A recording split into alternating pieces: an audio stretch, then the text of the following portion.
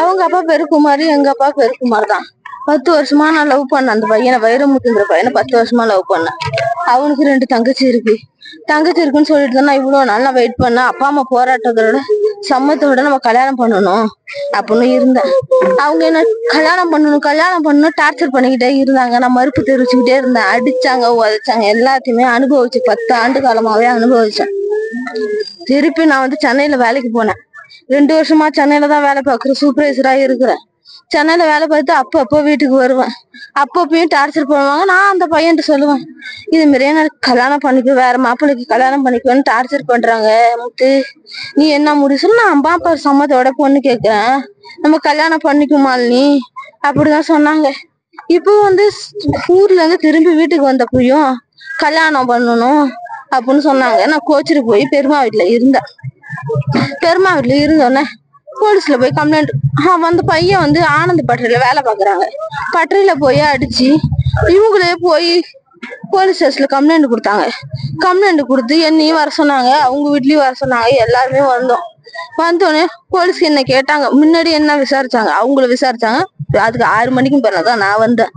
என்ன விசாரிச்சாங்க, நான் எல்லாரோட சம்மத்தோட தான் நான் கல்யாணம் பண்ணிக்கணும் 10 வருஷமா நான் இருந்தேன். ஆனா எங்க வீட்டுல ஒத்துக்கல.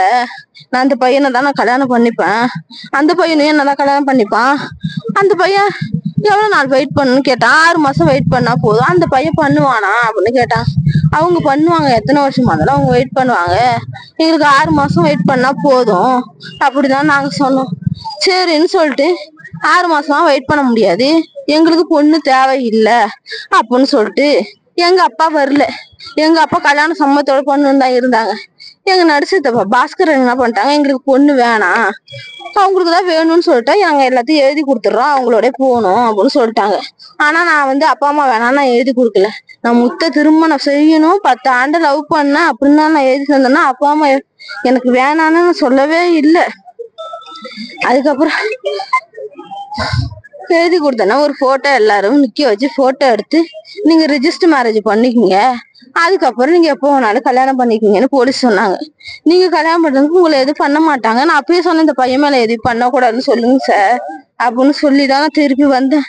எங்களை என்ன பண்ணாங்க, இந்த அப்பா கார்ல அழைச்சிட்டு போய் அவங்க அம்மா வீட்டுல விட்டாங்க. நாங்க அங்க போய் 2 நாளா இருந்தோம். 3 நாள் நான் சென்னை போறேன் அப்படின்னு சொல்லிட்டு போனேன். நான் வேலை பார்க்க போறேன், நான் அங்க போய் இருக்கிறேன், ஒரிஜினல்லாம் என்னோட ரூம்ல தான் இருக்கு, நான் எடுத்துட்டு வந்துட்டு நான் ரிஜிஸ்டர் மேரேஜ் பண்ணிக்கணும், நான் போயிட்டு வர முத்து அப்படின்னு சொன்னேன். ஏத்தி 1:15 ட்ரெயினுக்கு அவங்க தான் ஏத்தி விட்டாங்க.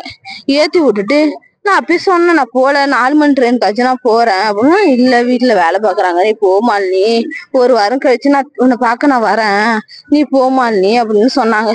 சரின்னு நானும் போனேன். அவங்களும் வேலை பார்த்துட்டு போறப்பதான் இவனை வாட்ச் பண்ணி, இவனை 2 நாளா இவன் வீட்டுக்கு வரல, இவன் எங்க தங்கியிருக்கான் அப்படிலாம் வாட்ச் பண்ணி நேற்று வீட்டுக்கு போனோன்னா, இவன் வேலை பாக்குறாங்க இன்னைக்கு வீட்டுல, இவன் என்னைக்கு இருந்தாலும் இன்னைக்கு வீட்டுக்கு வந்துதான் ஆகணும் அப்படின்னு தான் இவனை வாட்ச் பண்ணி வெட்டியிருக்காங்க. இவனை மேல எஃப்ஐஆர் போட்டு கேஸ் பண்ணும். இப்ப நான் வீட்டையும் இழந்துட்டேன், 10 வருஷம் லவ் பண்ண இவனையும் இழந்துட்டேன். எனக்கு சட்டபூர்வமான நடவடிக்கை வேணும். உங்க அப்பா எல்லாம் ஒண்ணுமே சொல்ல சார். உங்க அப்பா பொண்ணு விருப்பப்பட்ட மாதிரி கல்யாணம் பண்ணி வச்சிரும், நம்ம பொண்ணதான் தப்பு பண்ணா கேட்கணும், அந்த பையனை போய் அடிச்சு தப்புன்னு தான் சொன்னாங்க எங்க அம்மா. எங்க அப்பா எல்லாம் ஒண்ணுமே சொல்ல சார். போலீஸ் ஸ்டேஷன் கூட எழுதி கொடுக்க எங்க அப்பா வரல சார். நான் அப்பயே சொன்னேன், எங்க அப்பா கையெழுத்து போட்டாதான் எனக்கு செல்லும், எங்க அப்பா கையெழுத்து போட சொல்லுங்க பொண்ணு இல்லைன்னு அப்படின்னு நான் சொன்னேன். எங்க அப்பா வரவே இல்லை சார். எங்க அப்பாவே கேட்டிருக்காங்க, நானே கையெழுத்து போல அது ஏன் போனுது அப்படின்னு கேட்டிருக்காங்க. எங்க அம்மாவுக்கு சம்மதம் கிடையாது சார். எங்க அம்மாவுக்கு சம்மதம் கிடையாது. எங்க அம்மாவுக்கு லவ் சம்மதம். போன்ல எல்லாம் பேச மாட்டாங்க. கல்யாணம் பண்ணிக்க, வேற மாப்பிள்ளைய கல்யாணம் பண்ணிக்க, இவன் வேணாம், இருந்தாலும் நீ வாழ மாட்டேன் அப்படின்னா சொன்னாங்க. மாற்று சமுதாயத்தை சேர்ந்தவங்கிறதுனால அவங்க மேல SC/ST ஆக்ட்ல வழக்கு போடணும்னு சொல்லி தான் இங்க ஒரு முக்கியமான கோரிக்கை வைக்கிறாங்க. அதை பத்தி என்ன சொல்றீங்க? போடுங்க சார், எல்லாத்தையும் இழந்து நிக்கிற போடுங்க. மயிலாடுதுறை வட்டம் அடியாமங்கலம் கிராமத்தைச் சேர்ந்த வைரமுத்து என்கிற இளைஞர் இன்றைக்கு சாதி வெறிக்கு படுகொலை செய்யப்பட்டிருக்கிறார். வைரமுத்து குமார் என்பவருடைய மகன் அதே கிராமத்தைச் சேர்ந்த பட்டியல் சமூகத்தை சார்ந்த ஒரு பெண்ணை காதலித்த காரணத்தினால் அவருடைய உறவினர்கள் சேர்ந்து இன்றைக்கு படுகொலை செய்திருக்கிறார்கள்.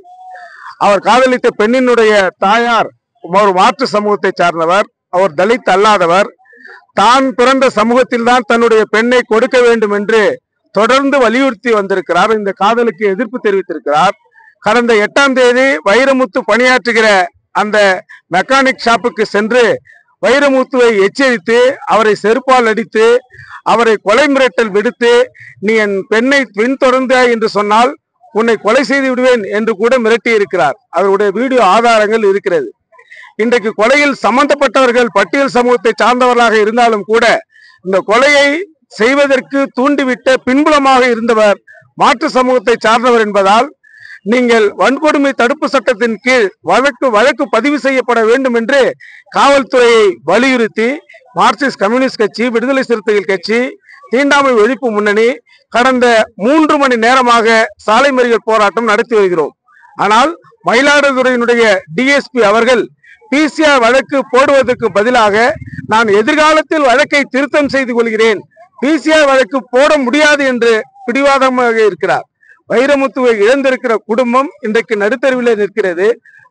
வைரமுத்துவை 10 ஆண்டு காலமாக காதலித்து திருமணம் செய்த அந்த பெண் இன்றைக்கு நடுத்தருவிலே எந்த விதமான நீதியும் கிடைக்காமல் நின்று கொண்டிருக்கிறார். காவல்துறை மிகுந்த அலட்சியத்தோடு இந்த பிரச்சனையை பார்க்கிறது. வன்கொடுமை தடுப்பு சட்டத்திற்கு வழக்கு பதிவு செய்து எங்களுக்கு எஃப்ஐஆர் காப்பி கொடுங்கள் என்கிற ஒற்றை கோரிக்கையை மட்டும்தான் போராட்டக்காரர்கள் நாங்கள் வைத்திருக்கிறோம். ஆனால் இந்த டிஎஸ்பி அவர்கள் அந்த எஃப்ஐஆரை போட்டு கொடுப்பதற்கு பதிலாக தொடர்ந்து எங்களை போராடுவதற்கு தூண்டுகிற விதமாக அலட்சியமாக செயல்படுகிறார். மாவட்டம் முழுவதும், மாநிலம் முழுவதும் இந்த பிரச்சனை காட்டுத்தீயாக பரவி கொண்டிருக்கிறது. ஒருவேளை அவர் எஸ்சிஎஸ்டி வழக்கு போட்டு எஃப்ஐஆரை கொடுத்தால்தான் உடலை வாங்குவோம் என்று நாங்கள் சொல்லிவிட்டோம். அவர் அப்படிப்பட்ட எஃப்ஐஆரை கொடுக்க மறுத்தார் என்று சொன்னால் இந்த பிரச்சனையை மாநில அளவிலான பிரச்சனையாக மாற்றி நீதி கிடைக்கிற வரை நாங்கள் போராட்டத்தை தொடர்வோம். மயிலாடுதுறையினுடைய காவல்துறையினுடைய அலட்சிய போக்கை கண்டித்து பாதிக்கப்பட்டவர்கள் பக்கம் நிற்பதற்கு பதிலாக காலம் தாழ்த்துகிற எஃப்ஐஆர் வழங்க மறுக்கிற காவல்துறையினுடைய அலட்சியமான நடவடிக்கையை கண்டித்து மாநிலம் முழுவதும் ஒருங்கிணைந்த போராட்டத்தை நாங்கள் நடத்துவோம் என்று தெரிவித்துக் கொள்கிறோம். இவங்க அவங்க வீட்டில் பிடிக்க வேணாம், எனக்கு தேவையில்லைன்னு சொல்லிட்டாங்க அந்த பொண்ணு. அப்புறம் முருகன் சார் வச்சுட்டு எஸ்ஐ வச்சுட்டு பேசிட்டு அவங்க எல்லாரும் ஆச்சு வந்து பேசிட்டு எனக்கு பொண்ணு தேவையில்லை அப்படின்னாங்க. சரி தேவையில்லைன்னா பரவாயில்ல, நாங்கள் கல்யாணம் பண்ணிக்கணும் நாங்கள் அழைச்சிட்டு வந்துட்டோம். அழைச்சி வந்து இன்றைக்கி ரிஜிஸ்ட்ரேஷன் மேரேஜ். அதுக்கு இன்றைக்கி அந்த பொண்ணு சரி ரிஜிஸ்ட்ரேஷன் மேரேஜ் பண்ணணும்னு சொல்லிட்டு இன்றைக்கி வேணாம், நாள் நல்லா இல்லை, இன்னும் 2 நாள் கழிச்சு வச்சுக்கலாம்னு சொல்லிட்டு நாங்கள் அழைச்சி வந்துட்டோம். அழைச்சி வந்து பொண்ணு எங்கள் கன்சல்ட்டு தான் இருக்குது. அதனால இவங்க வந்து அந்த காழ்ப்புணர்ச்சியில் வெட்டியிருக்கணும், வேறு வழியே கிடையாது, வேறு யாருமே கிடையாது சார். இதுதான் மேட்ரு. யாருமே இல்லை, அவங்க தான், அவங்க 2 பையன் தான், அவங்க அம்மா அவங்க சித்தப்பா வந்தாங்க சார். காரணமே அவன் அம்மா தான் சார், விஜயாங்கிற ஒரு அம்மா தான் சார் காரணமே. அவ யார் சார்? அவ வந்து சார் அவ ஒருத்தன்ட்ட கல்யாணம் பண்ணி ஓடினவ சார். அவ ஓடிட்டு 2 நாள் இருந்து அவன் புருஷன் உடையாந்து திரும்பி கல்யாணம் பண்ண. அவன் புருஷன் நல்ல மனுஷன். அந்த பொண்ணோட இந்த மருமகளோட புருஷன் நல்ல மனுஷன். அவன் கல்யாணம் பண்ணிக்கிட்டுமே என்ன எங்களுக்கு உடச்ச? இது என்னைக்கு அவங்க வீட்டிலேருந்து இங்கே உங்கள் வீட்டுக்கு வந்தாங்க அந்த பொண்ணு? முந்தா நேரத்து தான் சார் அழைச்சி வந்தாங்க போலீஸ் ஸ்டேஷன்லேருந்து. துணிமணி பேங்க் புக்கெல்லாம் வாங்கிட்டு வந்துட்டோம். வாங்கிட்டு வந்ததுக்கப்புறம் இந்த பொண்ணு எங்கள் அங்கே ரிலேட்டிவ் வீட்டில் வச்சுருந்தோம். அந்த பொண்ணு வேலை பார்க்குற ஏற்கனவே சென்னை போகிறன்ட்டு போயிட்டா. போனது இப்போ இங்கே வந்து வெட்டியிருக்காங்க சார். அவங்க யாருமே இல்லை, அவங்க அம்மா, அவங்க தம்பி, அவங்க சித்தப்பா சார். சித்தப்பா வேற யாருமே இல்லை, அவங்களை தவிர்த்து வேற யாருமே இல்லை. எதனால வெட்டினாங்க? இது இப்போ என்ன சார் சொல்லிட்டு இருக்காங்க? பொண்ணு பிரச்சனை தான் சார், ஊருக்கு எல்லாருக்குமே தெரியும். இல்ல அவங்க காதல் பண்ண பிடிக்கலையா? பிடிக்கல. என்ன சார் காதல் அவங்க அம்மாவுக்கு பிடிக்கல சார். வேணான்னு எழுதி கொடுத்துட்டாங்க. அதுக்கப்புறம் இது மாதிரி எதுக்கு ஆள் வச்சு வெட்டணும்? அவங்க தான் கொலை பண்ணாங்க, வேற யாருமே கிடையாது. அவங்க 2 பையன், அந்த அம்மா, அவங்க பாஸுங்கிறவங்க, அவ்வளவுதான். அவங்க தான், அவங்களை தவிர்த்து வேற யாருமே இல்லை.